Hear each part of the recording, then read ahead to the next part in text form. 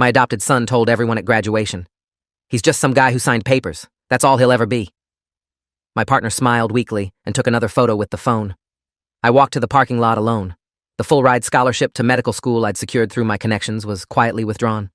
The sun was blinding that afternoon, reflecting off hundreds of car windshields in the parking lot. I could still hear the graduation ceremony behind me, the principal reading names, families cheering. I sat in my car with the engine off, hands on the steering wheel, trying to understand what had just happened. 20 minutes earlier, I'd been standing with other proud parents, watching my son receive his diploma.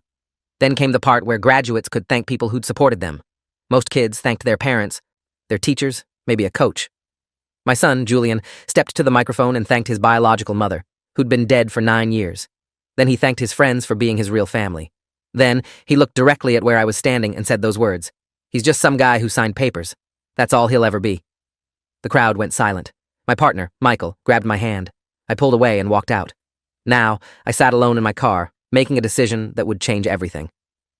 I need to rewind 13 years to explain how I ended up here. I was 36, a physician specializing in emergency medicine at a major metropolitan hospital. I'd been with Michael for 8 years, married for 2 once it became legal in our state. We had good lives, demanding careers, a comfortable home in a neighborhood with excellent schools we'd never need.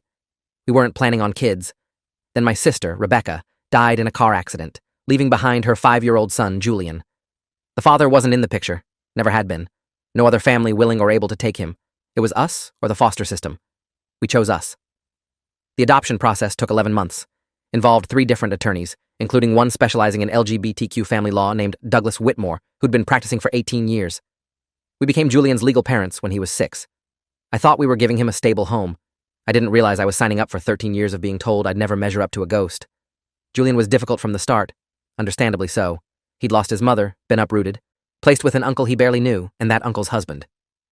We got him into therapy immediately with Dr. Florence Kim, a child psychologist with 22 years specializing in grief and adoption trauma. She saw Julian twice a week for the first 2 years, then weekly after that. She warned us he'd test boundaries, that he'd need to know we weren't going anywhere. We committed to showing up. I rearranged my schedule to work 3 12-hour shifts instead of 5/8, so I had more days off. Michael, a corporate attorney, negotiated flexible hours. We attended every school event, every therapy session, every parent-teacher conference. We helped with homework, coached his little league team, drove him to birthday parties and sleepovers. We tried to be what he needed. The first few years were hard but manageable. Julian had nightmares, separation anxiety, occasional meltdowns, normal grief responses for a traumatized kid. By age 9, things seemed to stabilize. He made friends, did well in school, seemed to accept that we were his family now. Then puberty hit, and everything shifted. He became secretive, angry, dismissive. Therapy helped, but not enough. By 13, he'd started saying things like, "You're not my real dad," or "My real mom would have let me do this." I'd remind him gently that I was his real dad, legally and in every way that mattered. He'd roll his eyes and walk away. Michael handled it better than I did. He'd grown up with a stepfather, understood the dynamics. He told me not to take it personally, but it felt personal every single time. High school brought new challenges. Julian was brilliant, naturally gifted in science and math, but lazy about applying himself. His grades fluctuated wildly depending on whether he felt like trying. I pushed him to work harder, not because I needed him to be perfect, but because I knew he was capable of more. He interpreted it as pressure, as me trying to live vicariously through him. Dr. Kim, who still saw him monthly by this point, said it was complicated, that Julian felt guilty excelling because it meant leaving his mother's memory behind. She said he was self-sabotaging to stay connected to his trauma. I understood intellectually. Emotionally, it was exhausting. By junior year, college became the central issue. Julian had the intelligence for top-tier schools, but his GPA was inconsistent, hovering around 3.4. I started researching programs, helping him study for the SAT, connecting him with tutors. He resented all of it, said I was trying to control his life. I said I was trying to help him build a future. He said his future was none of my business. Michael mediated these fights constantly, trying to find middle ground. Usually, he sided with Julian, said I was being too intense. Maybe I was, but I'd watched too many kids in the ER throw their lives away because nobody pushed them to do better. I wasn't going to let that happen to Julian. His SAT scores came back strong, 1490 out of 1600. With those scores and strategic essay coaching, we could get him into decent programs despite the GPA. The problem was money. Michael and I made good money. Too much for significant financial aid, but not enough to comfortably afford $60,000 a year for private school tuition. Julian wanted to study pre-med, eventually become a doctor like me, though he'd never admit that was the connection. Medical school would cost another $300,000 beyond undergrad. We started looking at scholarships. That's when I thought of Dr. Raymond Harper. If you are enjoying this story already, please subscribe to see more stories like this. Dr. Harper was chief of surgery at our hospital, 63 years old, 38 years in medicine, incredibly well connected in academic medical circles.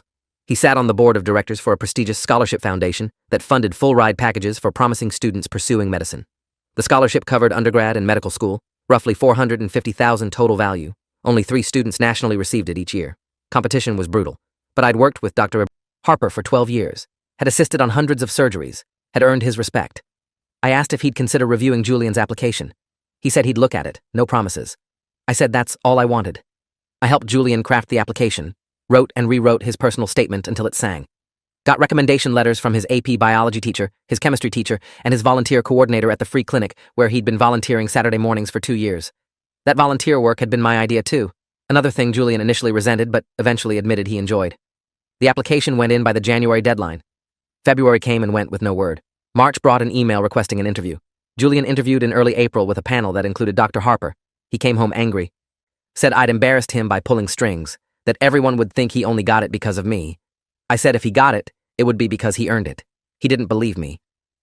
The acceptance letter came in late April. Full ride. Undergraduate at a prestigious university with an accelerated pre-med program, guaranteed medical school acceptance upon completion with continued funding. $450,000. Julian's entire educational future secured. He read the letter, put it down, and said thanks without looking at me. Michael hugged him, crying, saying how proud he was. Julian hugged him back. He didn't hug me. I told myself it didn't matter. He'd gotten the opportunity. That's what counted. I was lying to myself. The next month brought a subtle shift.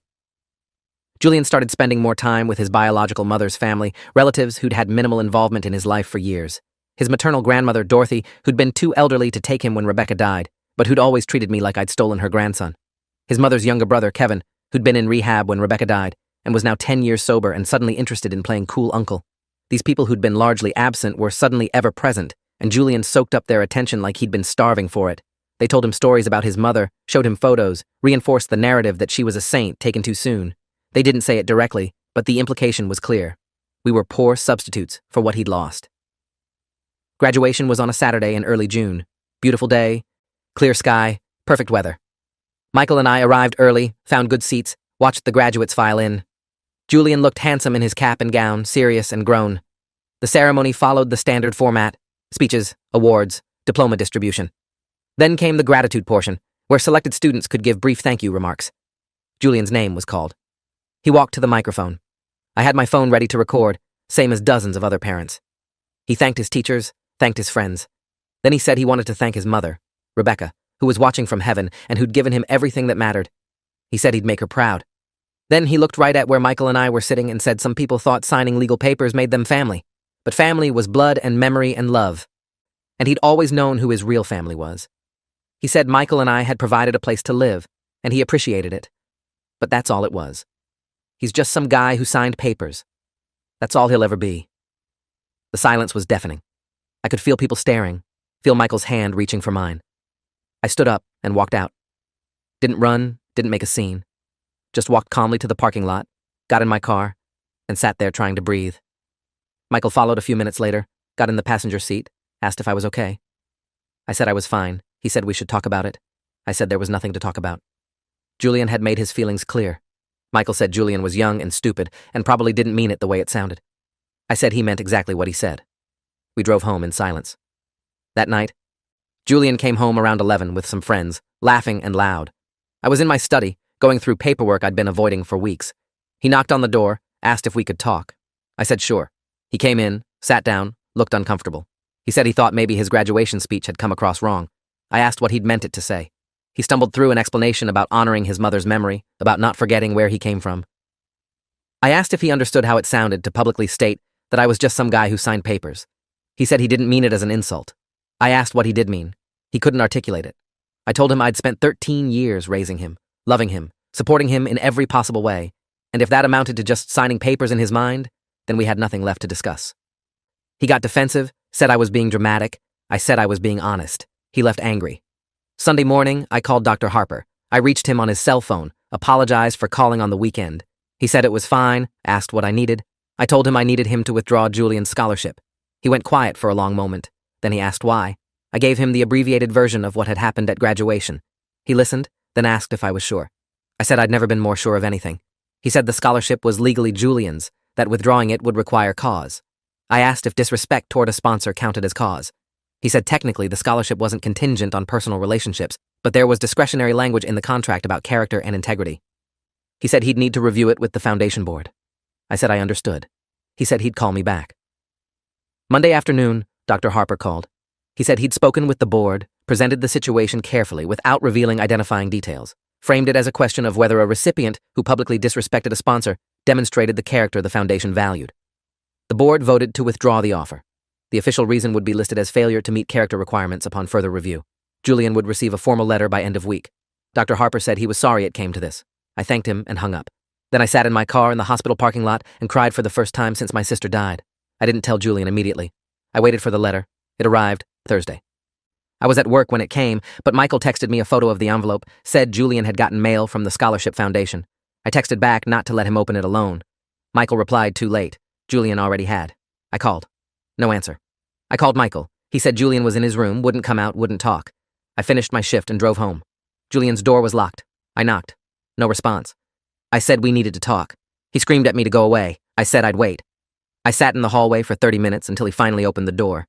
If this story keeps your interest, please subscribe to get more stories like this. He looked destroyed. Eyes red, face blotchy, scholarship letter crumpled in his hand. He asked if I did this. I said yes. He asked why. I told him because he needed to understand that actions have consequences, that you can't publicly humiliate someone and expect them to keep supporting you. He said I was ruining his life. I said he'd ruined it himself. He said the scholarship wasn't mine to take away. I said it was mine to arrange and therefore mine to withdraw. He said I was cruel and vindictive. I said I was teaching him a lesson his mother never got the chance to teach him. Respect matters. He said I had no right to speak about his mother. I said I had every right because I was the one who'd been there for him every day for 13 years while he worshipped the memory of someone who wasn't there. He threw the letter at me and told me to get out. I left. The fallout was immediate and severe. Julian told his grandmother what I'd done. Dorothy called me screaming, threatening to sue me for emotional damages. I told her to contact my attorney and hung up. Kevin called next, said I was a monster, said he'd always known I didn't really love Julian. I said if he'd loved Julian, he would have gotten sober before Rebecca died and taken him in himself. He hung up on me. Michael tried to mediate, said maybe I'd overreacted, that we could fix this. I said there was nothing to fix. Julian had made his position clear at graduation. I'd simply responded in kind. Michael said I was being stubborn. I said I was being consistent. Friday, I got a call from Dr. Florence Kim. She'd heard from Julian what had happened, wanted to understand my perspective. I explained everything, from the graduation speech to the scholarship withdrawal. She listened carefully, then asked what I hoped to accomplish. I said, I hope to teach Julian that words matter, that relationships are reciprocal, that you can't treat people like they're disposable and expect them to keep showing up. She said she understood, but that withdrawing the scholarship was a nuclear option that might permanently damage my relationship with Julian. I said the relationship was already damaged beyond repair. She disagreed, said there was always room for healing if both parties were willing. I asked if Julian seemed willing. She went quiet. I said that's what I thought. She asked if I'd reconsider. I said no. The following week brought more calls. Julian's guidance counselor, a woman named Angela Price who'd worked with him for 3 years, called to say Julian was devastated and asking about alternative scholarship options. I said that wasn't my problem anymore. She said I was his father. Of course it was my problem. I said according to Julian, I was just some guy who signed papers, so my problem-solving days were over. She called me petty. I said, call it what you want, and hung up. Julian's volunteer coordinator at the free clinic, a physician assistant named Robert Thorne who'd supervised Julian's work for 2 years, called to say Julian had stopped showing up. I said Julian was 18 now and made his own choices. Robert said he'd thought better of me. I said apparently everyone had thought better of me than my own son did. Michael and I started fighting constantly. He said I was letting pride destroy our family. I said Julian had destroyed the family at graduation. I'd just acknowledged reality. He said Julian was a kid who made a mistake. I said Julian was 18, legally an adult, old enough to understand consequences. Michael said I was supposed to be the adult in the relationship. I said I was, which is why I wasn't pretending everything was fine. He said he didn't recognize me anymore. I said good, maybe he'd see who I actually was instead of who he wanted me to be. He started sleeping in the guest room. I didn't try to stop him. 2 weeks after the scholarship withdrawal, Julian moved out, packed his things while I was at work, left a note saying he was staying with his grandmother, that he couldn't live with someone who'd sabotaged his future out of spite. I read the note, crumpled it up, threw it away. Michael came home, saw Julian's empty room, asked if I was happy now. I said no, but I was at peace with my choices. He said he was thinking about leaving too. I said he should do what he needed to do. He stared at me like I was a stranger. Maybe I was. 3 days later, he moved into a hotel. Said he needed space to think. I said, "Take all the space you need." He left. The house felt enormous and quiet. I heard through mutual acquaintances that Julian had enrolled at a state university, much less prestigious than the school attached to the scholarship, planning to work part-time and take out loans to cover costs. Someone else told me Dorothy was helping with tuition, probably using money she'd always had but had never offered when he lived with us. I felt nothing about it. No satisfaction, no regret, just a dull acceptance that this was how it ended. I'd given everything I had to a kid who'd never wanted it, and now we were both free of the burden of pretending. A month after Michael left, he came back to get more of his things. We sat in the living room, tried to have a civilized conversation. He said he'd filed for separation, thought we should try counseling but needed time apart first. I said okay. He asked if that was all I had to say. I said I didn't know what else to say. He said I'd changed, that I'd become cold and closed off. I said maybe I'd always been this way, and he'd just never noticed. He said the man he married would never have destroyed his son's future over hurt feelings. I said the man he married didn't exist anymore, maybe never had. He left. I sat in the quiet house and didn't feel anything. 3 months later, I got a call from a number I didn't recognize. It was Julian. He asked if we could meet for coffee. I asked why. He said he wanted to apologize. I said apologies didn't change anything. He said he knew, but he wanted to try anyway. I thought about saying no. Instead, I said fine, gave him the name of a coffee shop near the hospital. We met on a Saturday morning in September. He looked thinner, tired. Working and school was wearing on him. He ordered a coffee. I ordered tea. We sat across from each other like strangers. He said he'd been thinking a lot about what happened, that he'd talked to Dr. Kim about it, that he understood now that what he said at graduation was cruel and unfair. He said he'd been angry about things that weren't my fault, that he'd taken out his grief about his mother on the people who'd actually been there for him. He said withdrawing the scholarship had hurt, but he understood why I did it. He said he hoped someday we could repair the relationship. I listened to all of it, nodded in appropriate places, didn't interrupt. When he finished, I asked if he was done. He said yes. I said I appreciated him saying all that, but it didn't change anything for me. He looked confused, asked what I meant. I said I meant I'd moved on, that I'd spent 13 years trying to be enough for him and it was exhausting, and I was done. He said I was his father. I said biologically I was his uncle. Legally I was his former guardian. Emotionally I was tapped out. He started crying. Said he'd made a mistake, that he wanted to fix it. I said some mistakes don't get fixed, they just get survived. I finished my tea, put money on the table for both our drinks, and left. I heard later that Julian struggled through his first year of college, nearly failed out, eventually found his footing sophomore year. Heard he changed his major from pre-med to business, said medicine wasn't for him anymore.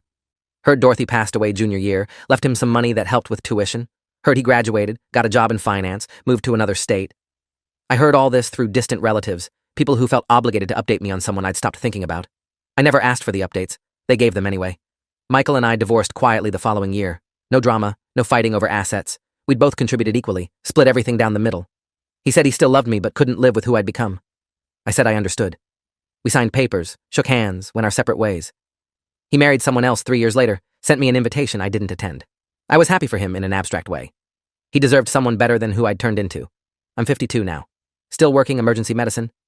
Still good at my job, still single. I date occasionally, but nothing serious. I've made peace with being alone. It's easier.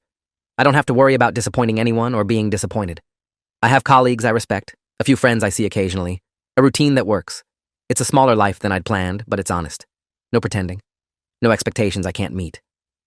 5 years after the coffee shop conversation, I got a wedding invitation in the mail. Julian's wedding. No note, just the invitation. I almost threw it away.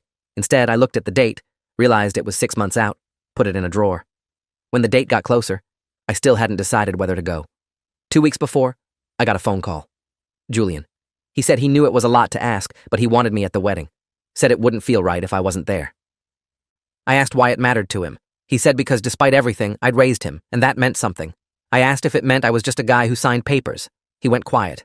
Then he said he'd been young and stupid and angry, that he'd said unforgivable things, but he still hoped I'd come. I said I'd think about it. He said that's all he could ask. I didn't go. Sent a card with a check for $500 and a note saying congratulations. Polite, distant, appropriate. Heard the wedding was beautiful, that he married someone he'd met in college, that they looked happy. Good for them. I meant it. I wanted Julian to be happy, just not with me in the picture.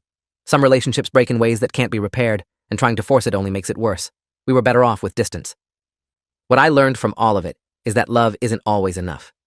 You can give everything you have, sacrifice constantly, show up relentlessly, and it still might not matter. Not because you failed, but because some people can't receive what you're offering, can't see it for what it is. Julian needed me to be his mother, and I could only be his uncle who signed papers and became his legal father. That gap was unbridgeable. I understand that now. I don't resent it anymore, but I also don't regret walking away. Some lessons you can only teach by withdrawing, and sometimes the person who needs to learn isn't the one you're teaching. The scholarship money that Julian lost ended up going to a different student the following year, a young woman from a single-parent household who'd overcome tremendous obstacles to pursue medicine. I heard she graduated at the top of her class, matched into a competitive residency, is now a practicing physician doing important work. That money changed her life the way it would have changed Julian's if he'd valued it. I'm glad it went to someone who understood what it meant. That's the thing about opportunities. They don't wait for you to appreciate them. You either recognize their value or you don't, and the world moves on either way. I still think about that graduation day sometimes. The sun, the crowds, the moment Julian looked at me and reduced 13 years to just some guy who signed papers. It doesn't hurt anymore. It's just a fact. Something that happened. Something that ended one chapter and started another. I'm not the person I was before that moment. I'm harder, more guarded, less willing to invest in relationships that feel one-sided. Maybe that's worse. Maybe that's better. Mostly it just is, and maybe that's enough. Thanks for watching till the end. Make sure to subscribe and like to not miss the next story.